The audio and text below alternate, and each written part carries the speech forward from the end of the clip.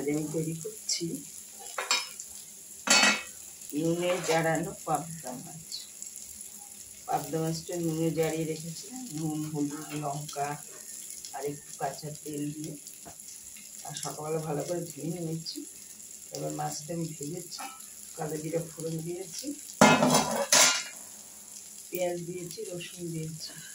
এবার দেবো আমি আলু আর বেগুন কষা।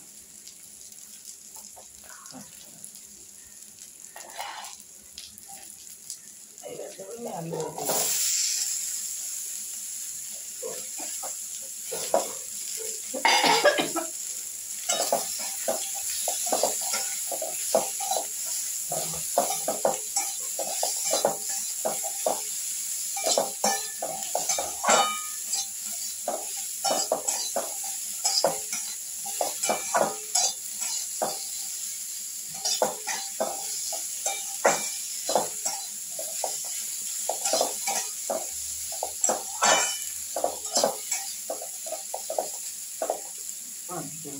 এইখানে আমার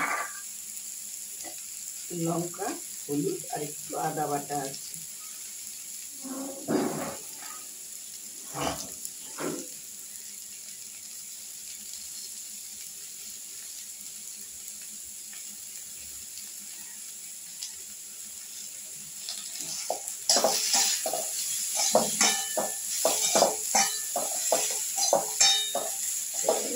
এটা দিয়ে দিচ্ছি, মশলাটা দিয়ে দিচ্ছি।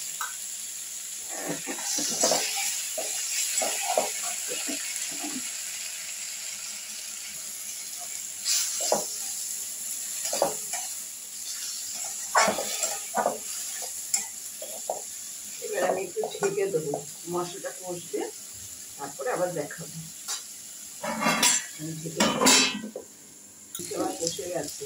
এবার আমি একটু ঝোল দিয়ে দিচ্ছি। খুব ঝোল তো দেবো না, তবে আলুটা গলবে, বেগুনটা গলবে একটু। এবার আমি লবণ দিইনি, এটাতে বেশি লবণ দেওয়ার প্রয়োজন পড়ে না, তবু একটু দিতে হয় তরকারিতে। একটু না দিলে হয় না, স্বাদ আসে না। আমি একটু দিয়ে দিলাম।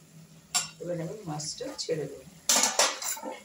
এটা কিন্তু আমার নুনে জ্বালানো মাছ, একদম একদম গোটা গোটা।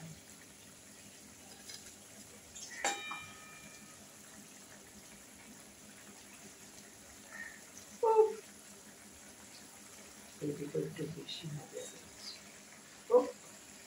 এটার জন্য। ও মা, কিন্তু কাঁচা জিরে দিলে হবে না, এটা ভাজা জিরেই দিতে হবে, তবেই স্বাদ আসবে। অনেকে ভাববে যে ওই জিরে দিয়ে দিলাম, ও তো হবে না, সেই স্বাদটাই আসবে না। এবার আমি দিয়ে দিলাম, দিয়ে আরেকটু ঢাকা দিয়ে দেবো, আর ভিডিওটাও শেষ করবো এখানে।